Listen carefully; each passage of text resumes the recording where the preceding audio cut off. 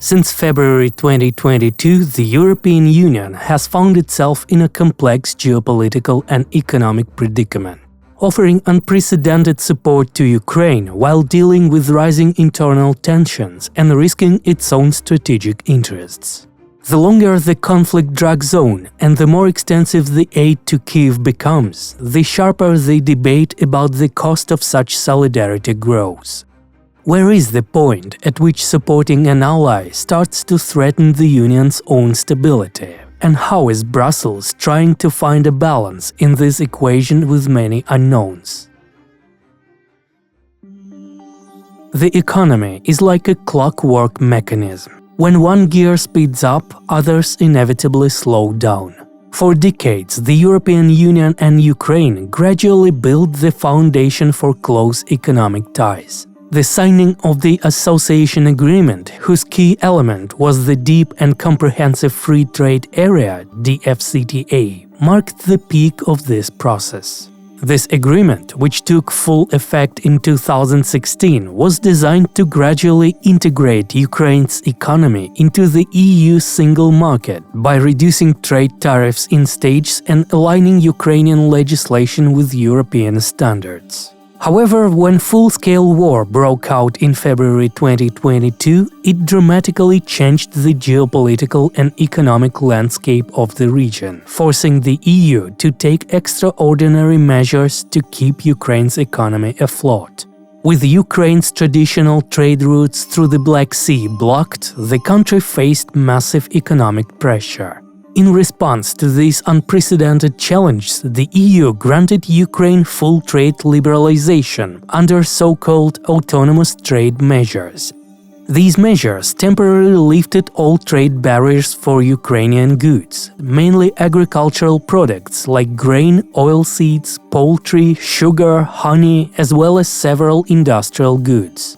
Introduced in May 2022 and renewed each year since, these policies aim to support Ukrainian producers and exporters who are struggling with devastated infrastructure and broken supply chains. Duty-free access to one of the world's largest markets was meant to keep Ukraine's economy moving, secure critical foreign currency income, and maintain macroeconomic stability during wartime. This move was also a strong political message. The EU was demonstrating unwavering support for Ukraine's sovereignty and territorial integrity. By 2024, almost 60% of Ukraine's exports were going to the EU, up from 39% in 2021. However, this support and the clear benefits for Ukraine quickly revealed systemic problems within the EU itself. A flood of cheaper Ukrainian agricultural products oversupplied local markets, drove down prices, and sharply reduced incomes for local farmers. The duty-free regime triggered mass protest in several EU countries, especially among farmers in Poland, Slovakia, Hungary, Romania, and Bulgaria, who demanded that their government revoke the ATM immediately. In 2024, Polish farmers staged major protests, blocking roads and border crossings to stop Ukrainian agricultural imports. The Polish government pushed for an extension of the temporary embargo of Ukrainian grain, originally imposed by the European Commission in May of the previous year. This was driven by the huge surplus of Ukrainian grain in Poland, almost half of the 20 million tons that entered the European market. Hungary had already taken a hard line in 2023, introducing a unilateral ban of 24 types of Ukrainian agricultural products. Transit through Hungary was still allowed, but strictly limited. Every shipment had only 15 days to cross the country. Still, in September 2024, after the embargo expired, EU officials extended the duty-free imports of Ukrainian agricultural products until June 2025, further escalating tensions. To make matters worse, Ukrainian agricultural products did not have to meet the same strict environmental and health standards as EU-made goods. The protests soon spread beyond Eastern Europe. In January 2024, French farmers blocked the Paris-Lyon highway in protest against the open-door policy for Ukrainian agricultural imports. By their estimates, the influx of cheap Ukrainian wheat had slashed French farmers' incomes by 20%. Critics of the autonomous trade measures were increasingly outspoken, claiming that large Ukrainian agribusinesses not subject to strict EU regulations were gaining an unfair competitive edge. With tariffs gone, Ukrainian products were significantly cheaper than their European counterparts, creating a painful dilemma. Should Europe support Ukraine at the cost of bankrupting its own farmers and destabilizing the EU market? The European Commission, responsible for EU trade policy, tried to find compromises. Ukrainian shipments passing through Poland were sealed to prevent them from entering the local market, but protest from farmers and industry workers persisted and even intensified. On the other side, there were advocates for unconditional support of Ukraine. In the view of Brussels and the governments most committed to Kyiv, fully opening the EU market to Ukrainian goods was the only right move. Supporters of this approach saw economic aid not as charity, but as an essential part of the broader strategy to help Ukraine resist aggression. European Commission President Ursula von der Leyen repeatedly stated that lifting tariffs was critical for keeping Ukraine's economy alive. Duty-free access allowed Ukrainian businesses to keep operating, earn foreign currency, maintain jobs, and keep the government functioning. Moreover, by preserving production and jobs inside Ukraine through export opportunities, the EU was helping to prevent an even deeper crisis that could destabilize the entire region.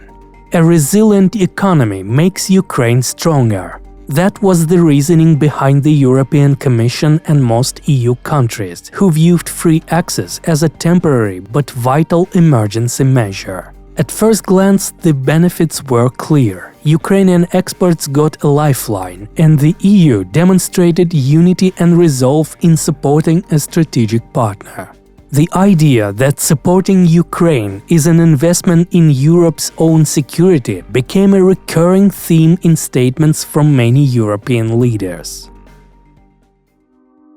But as it turned out, not everyone in Europe was willing to pay the full price for these investments. The result was a tense standoff.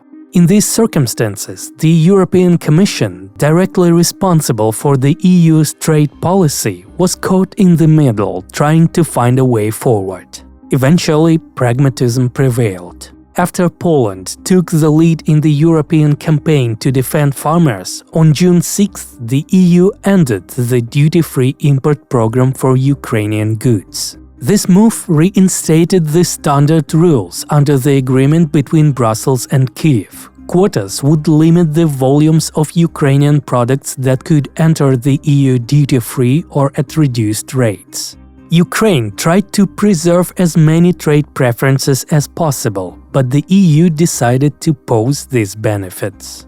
The surge of uncontrolled imports and mounting difficulties for local producers forced the EU to prioritize the interests of its own agricultural sector and population. All this was happening as the EU's trade surplus with Ukraine continued to grow, which means that the EU was already selling more to Ukraine than it was buying, even with tariff breaks for Ukrainian goods.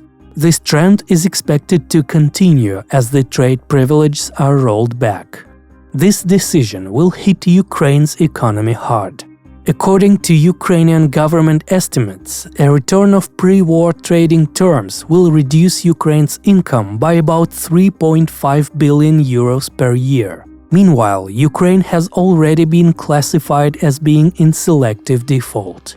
The debate over EU trade tariffs for Ukraine against the backdrop of ongoing conflict clearly highlights the clash between two fundamental approaches: unlimited geopolitical support versus protecting local producers from uncontrolled competition.